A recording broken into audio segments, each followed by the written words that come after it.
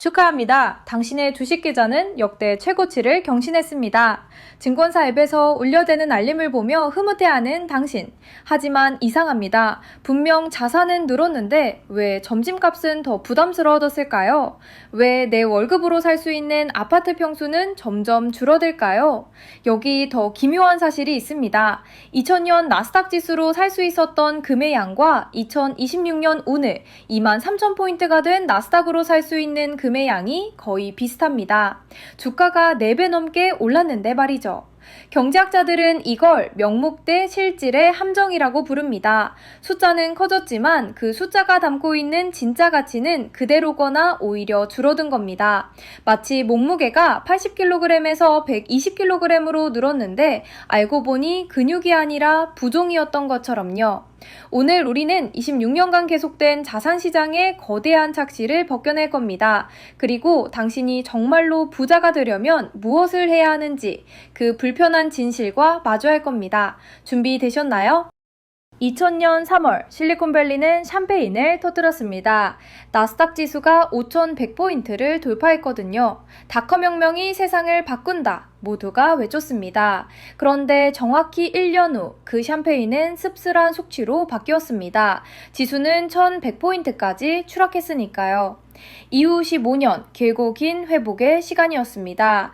2008년 금융위기라는 대재앙도 겪어야 했죠. 나스닥이 겨우 5100포인트로 돌아온 건 2015년이었습니다. 15년 동안 제자리 걸음. 이 기간 동안 투자했던 사람들은 주식은 장기 투자라는 말이 얼마나 잔인한 위로인지 뼈저리게 배웠습니다. 그런데 여기서부터 이상한 일이 벌어집니다. 2015년 이후 나스닥은 마치 중력을 거부하듯 치솟기 시작합니다.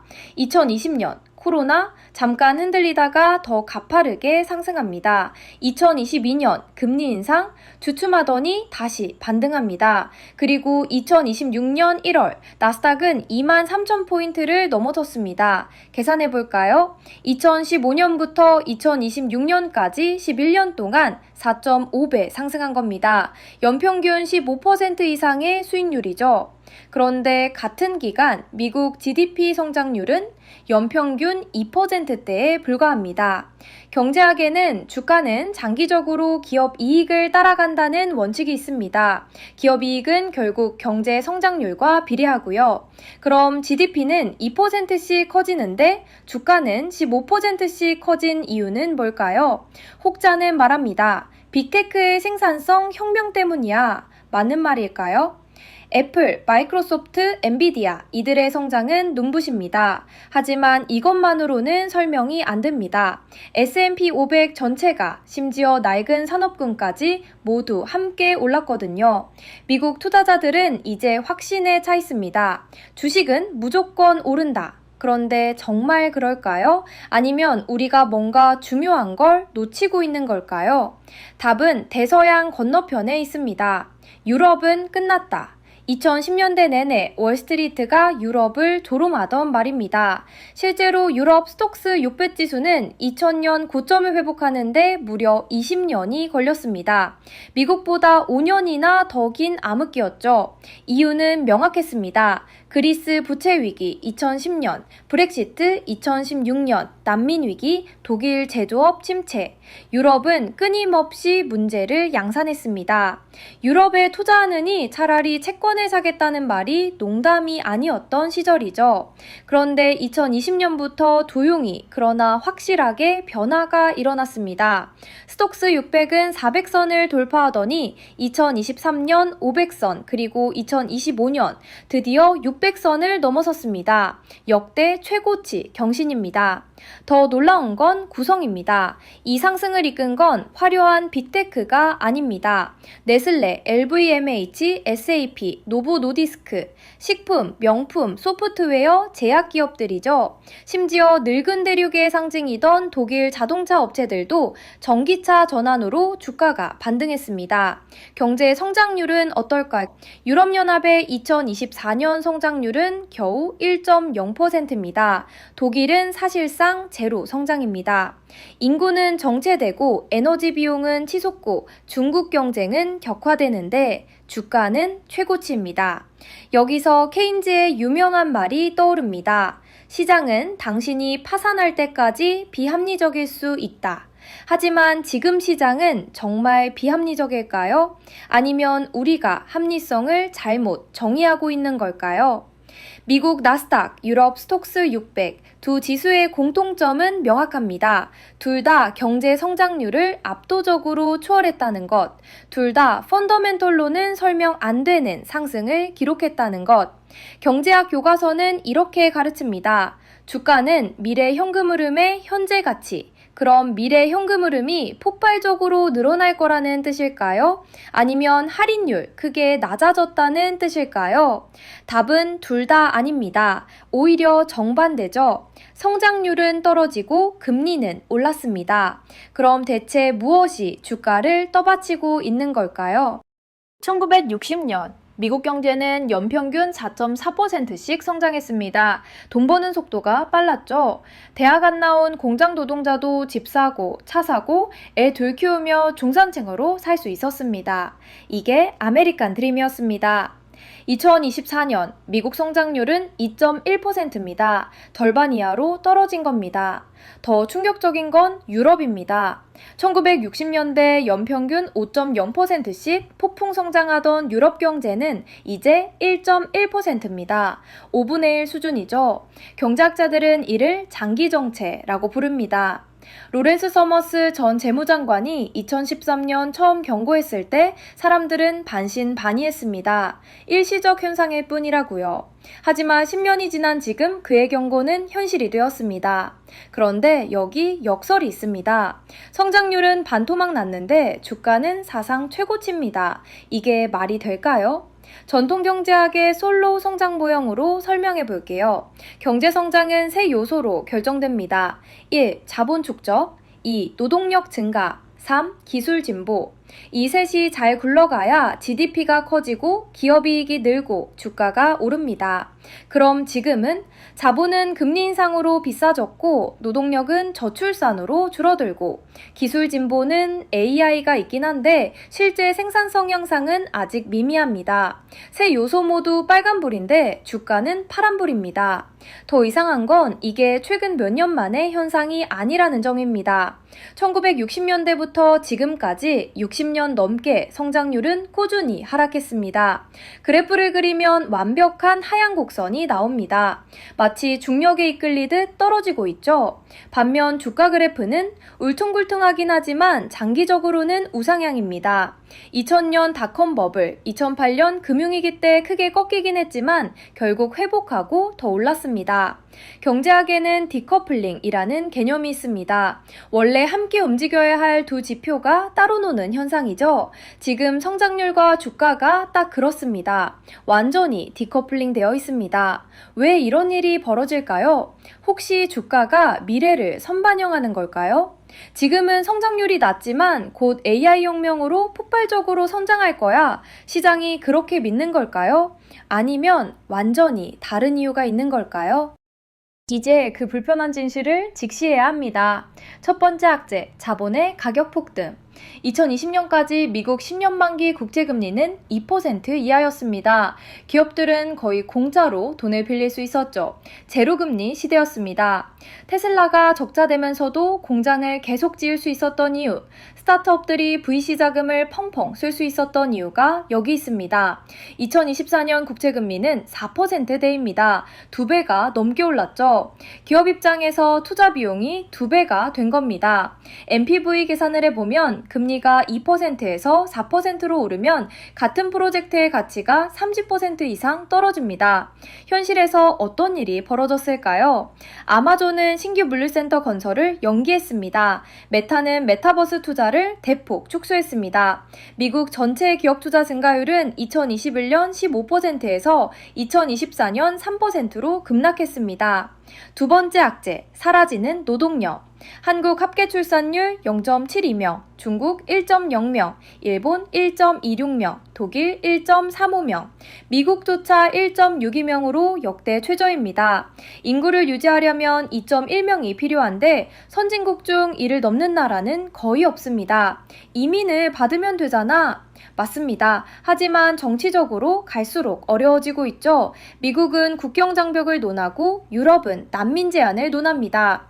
노동력이 줄어들면 어떻게 될까요? 경제학의 인구 배당 이론이 역으로 작동합니다. 일할 사람은 줄고 부양할 노인은 늘어나니 1인당 생산성이 떨어집니다. 일본이 지난 30년간 겪었던 일이 이제 전 세계로 확산되는 중입니다. 세 번째 악재, 생산성의 신기루. AI가 모든 걸 해결해 줄 거야. 정말 그럴까요? 로버트 솔로우는 1987년에 이미 이렇게 말했습니다. 컴퓨터는 어디서나 볼 수 있지만 생산성 통계에서는 볼 수 없다. 이걸 솔로우 역설이라고 합니다. 신기술이 나와도 실제 생산성 향상까지는 시간이 오래 걸린다는 뜻이죠. 전기가 발명되고 공장 생산성이 진짜 올라가기까지 30년이 걸렸습니다. 인터넷도 1990년대 초 상용화됐지만 생산성이 눈에 띄게 오른 건 2000년대 중간이었습니다. 챗 GPT가 나온 지 2년, 우리는 생산성 혁명을 목격했을까요? 미국 노동 생산성 증가율은 2023년 1.3%, 2024년 1.5%입니다. 과거 IT 호황기 연평균 2.5%에 한참 못 미칩니다. 자본은 비싸지고 노동력은 줄고 생산성은 안 오르고 그럼 경제는 어떻게 성장할까요? 답은 간단합니다. 성장 안 합니다. 실제로 성장률이 계속 떨어지고 있잖아요. 그럼 주가는 왜 오를까요? 이제 진짜 이유를 밝힐 시간입니다. 2019년 1월 금 1온스 가격은 1280달러였습니다. 같은 날 S&P 500 지수는 2700포인트였습니다. 자, 이제 2026년 1월을 볼까요? 금은 3900달러, 204%, S&P 500은 7200포인트, 168%입니다. 여기서 이상한 점 눈치채셨나요? 금과 주식이 거의 비슷한 비율로 올랐습니다. 금은 이자도 안 주고 배당도 없고 경제 성장과도 무관한 그냥 노란 금속 덩어리입니다. 그런데 첨단 기업들의 집합체인 S&P 500과 비슷하게 올랐다고요? 경제학에는 화폐의 베일이라는 개념이 있습니다. 돈은 그냥 거래를 편하게 하는 얇은 베일일 뿐 진짜 가치는 그 안에 실물에 있다는 뜻이죠. 금과 주식이 함께 오른다는 건 베일 자체가 얇아지고 있다는 신호입니다. 즉 달러의 가치가 떨어지고 있다는 거죠. 더 극명한 예를 볼까요? 2019년에 현금 100만 달러를 금고에 넣어뒀다고 칩시다. 2026년 지금 그 돈으로 살 수 있는 집의 크기는 60%로 줄었습니다. 주식은커녕 금만 샀어도 2배가 됐을 텐데 현금으로 들고 있었다면 구매력이 반토막 난 겁니다. 인플레이션 때문 아니야? 맞습니다. 하지만 공식 인플레이션율은 연평균 3%에서 4%였습니다. 7년이면 대략 25% 상승이죠. 그런데 실제 자산 가격은 60%부터 100%까지 올랐습니다. 공식 물가 상승률과 자산 인플레이션이 완전히 다른 속도로 움직이고 있습니다. 경제학자 밀턴 프리드먼은 말했습니다. 인플레이션은 언제 어디서나 화폐적 현상이다. 즉 돈을 많이 찍으면 물가가 오른다는 거죠. 그럼 지난 7년간 돈을 얼마나 찍었을까요? 2019년 미국 M2 통화량은 15조 달러였습니다. 2026년 현재는 21조 달러입니다. 40% 증가했죠. 같은 기간 GDP는 20% 증가하는데 그쳤습니다. 돈은 GDP보다 2배 빠르게 늘어난 겁니다. 여기서 화폐 수량설가 등장합니다. MV는 PQ, 통화량, 곱하기 유통속도는 물가 곱하기 실물 생산량. 간단히 말해 돈이 2배 늘었는데 물건은 20%만 늘었다면 물가가 오를 수밖에 없습니다. 그런데 왜 일상 물가 크게 안 오르고 자산 가격만 폭등했을까요? 답은 간단합니다. 풀린 돈이 빵과 우유로 가지 않고 주식과 부동산으로 갔기 때문입니다. 2020년부터 2021년까지 코로나 코로나 때를 떠올려 보세요. 정부가 준 재난지원금, 사람들이 뭐 했나요? 주식 계좌 열고 비트코인 샀습니다. 돈을 현금으로 들고 있으면 바보라는 인식이 확산됐습니다. 그래서 주가가 오른 게 아닙니다. 돈값이 떨어진 겁니다. 마치 자를 늘려놓고 키가 컸다고 착각하는 것과 같습니다. 이제 다음 질문이 떠오릅니다. 왜 정부와 중앙은행은 계속 돈을 찍는 걸까요? 워싱턴 DC의 어느 정책회의실, 한 고위 관료가 속삭입니다. 집값이 30% 떨어지면 다음 선거는 없다고 봐야죠. 다른 한 명이 고개를 끄덕입니다. 그러니 연준이 금리를 계속 낮춰야 해요. 이게 현대 민주주의 경제의 진짜 모습입니다. 경제학자들은 이를 정치적 경기순환이라고 부릅니다. 선거 전에는 경기 부양, 선거 후에는 긴축. 하지만 지금은 다릅니다. 선거 전에도 부양, 선거 후에도 부양입니다. 왜 그럴까요? 님티, not in my terminal 때문입니다. 내 임기만 아니면 돼. 정치인들의 속마음이죠. 지금 긴축하면 자산 가격 폭락, 경기 침체, 실업 증가, 유권자들이 용서 안 합니다. 차라리 돈을 더 찍어서 문제를 뒤로 미루는 게 낫습니다. 더 큰 문제는 유권자 구조입니다. 선진국 유권자의 평균 연령은 50대입니다. 이들은 이미 집과 주식을 갖고 있습니다. 자산 가격이 떨어지면 자기 노후 자금이 증발하는 겁니다. 그러니 정치인에게 압력을 넣습니다. 집값을 지켜라, 주가를 지켜라. 경제학에는 세대 간 형평성 개념이 있습니다. 현 세대의 이익이 미래 세대의 부담이 되어선 안 된다는 거죠. 하지만 지금은 정반대입니다. 기성세대가 자산 가격을 지키려고 돈을 찍으면 그 빚은 미래 세대가 갚아야 합니다. 숫자로 볼까요? 미국 국가부채는 2019년 23조 달러에서 2026년 36조 달러로 증가했습니다. 57% 증가죠. GDP 대비 비율은 120%를 넘었습니다. 제2차 세계대전 직후 수준입니다. 그럼 세금을 올려서 빚을 갚으면 되잖아. 정치적으로 불가능합니다. 세금 올리자는 정치인은 다음 선거에서 떨어집니다. 그럼 어떻게 할까요? 돈을 더 찍어서 빚을 갚습니다. 아니, 정확히는 빚을 갚는 척 합니다. 여기서 재정주도 인플레이션이 등장합니다. 중앙은행이 정부 빚을 떠안기 위해 돈을 찍는 겁니다. 2020년부터 2021년까지 연준이 뭘 했죠? 양적 완화로 국채를 매달 1,200억 달러씩 샀습니다. 정부가 빚을 내면 연준이 사주는 구조입니다. 일본은 이미 40년째 이 게임을 하고 있습니다. 일본 국가부채는 GDP의 260%입니다. 말이 안 되는 수준이죠. 그런데도 파산 안 합니다. 왜? 일본은행이 국채의 절반을 갖고 있기 때문입니다. 정부가 빌린 돈을 중앙은행이 떠안는 겁니다. 그럼 계속 이렇게 하면 되는 거 아니야?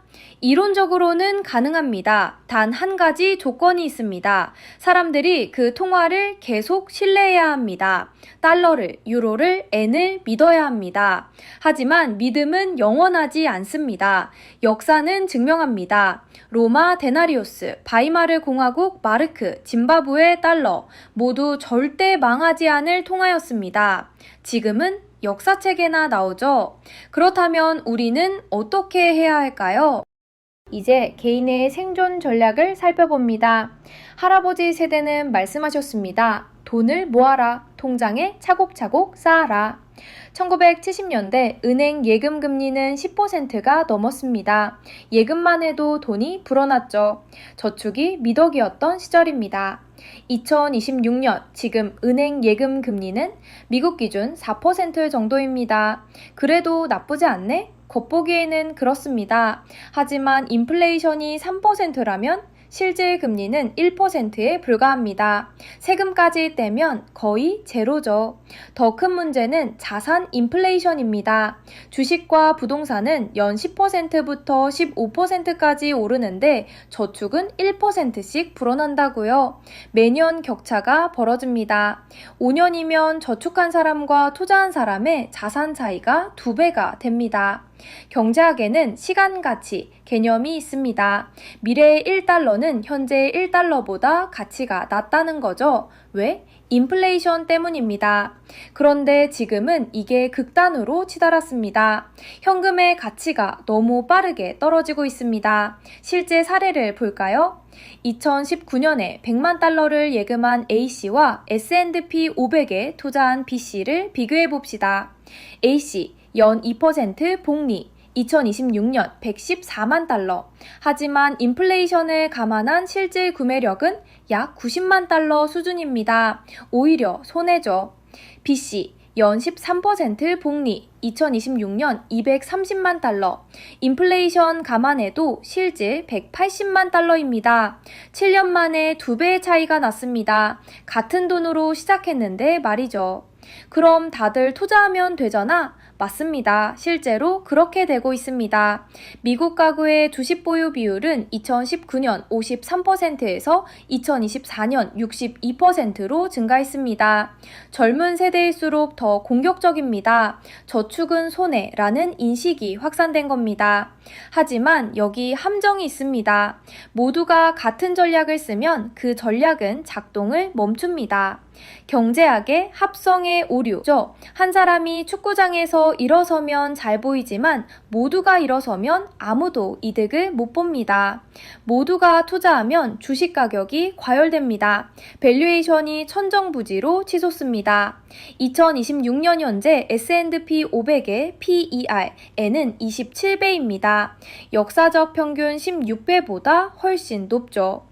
이건 미래이익이 많이 늘 거야 라는 기대가 반영된 가격입니다. 그런데 성장은 둔화되고 있습니다.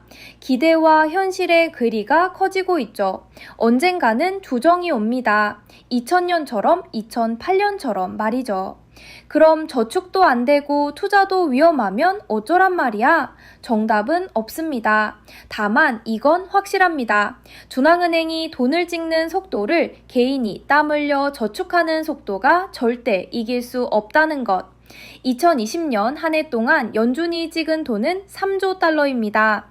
미국 전체 가구가 1년간 저축한 돈의 10배입니다. 개인의 노력으로 기관의 돈 찍기를 이길 수 없습니다. 그래서 사람들은 어쩔 수 없이 투자에 뛰어듭니다. 현금은 쓰레기라는 레이 달리오의 말이 현실이 된 겁니다. 하지만 이 게임은 영원할까요? 파티는 언제까지 계속될까요? 2007년 7월 시티그룹 CEO 처 프린스가 한 말입니다. 음악이 멈추면 춤도 멈추겠지만 음악이 나오는 한 우리는 춤을 춰야 합니다. 2개월 후 음악이 멈췄습니다. 서브프라임 모기지 사태가 터졌고 2008년 리먼 브라더스가 파산했습니다. 주가는 57% 폭락했습니다. 춤추던 사람들은 바닥에 낮아빠졌습니다. 역사는 반복됩니다. 2000년 닷컴 버블, 1929년 대공황, 1637년 튤립 버블, 패턴은 똑같습니다. 돈이 넘쳐난다. 자산 가격이 폭등한다. 모두가 뛰어든다. 어느 날 갑자기 유동성이 마른다. 대폭락. 경제학자 하이먼 민스키는 이를 민스키 모멘트라고 불렀습니다. 부채로 떠받쳐진 자산 가격이 어느 순간 임계점을 넘어 붕괴하는 순간이죠. 문제는 그 순간이 언제인지 아무도 모른다는 겁니다. 2026년 지금 우리는 어디쯤 와 있을까요? 몇 가지 경고 신호가 있습니다. 첫째, 부채 비율입니다. 미국 GDP 대비 총부채 350%를 넘었습니다. 2008년 금융위기 때가 340%였습니다. 이미 그때보다 높습니다. 둘째, 밸류에이션입니다. 버핏 지표는 200%를 넘었습니다. 워런 버핏이 150% 넘으면 위험이라고 경고했던 수준을 한참 초과한 겁니다. 셋째, 투기 열풍입니다. 2024년 말 비트코인이 10만 달러를 돌파했습니다. 밈코인, NFT, AI 테마주 모두가 다음 대박을 찾아 헤맵니다.